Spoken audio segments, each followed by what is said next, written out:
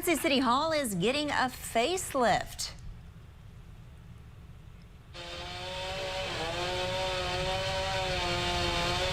Well, they were a little bit louder when we heard them earlier today. Well, workers started taking down the white pillars in front of the building today.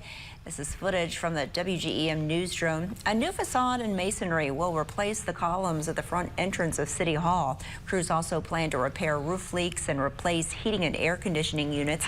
City general funds are paying for the $5.5 million project.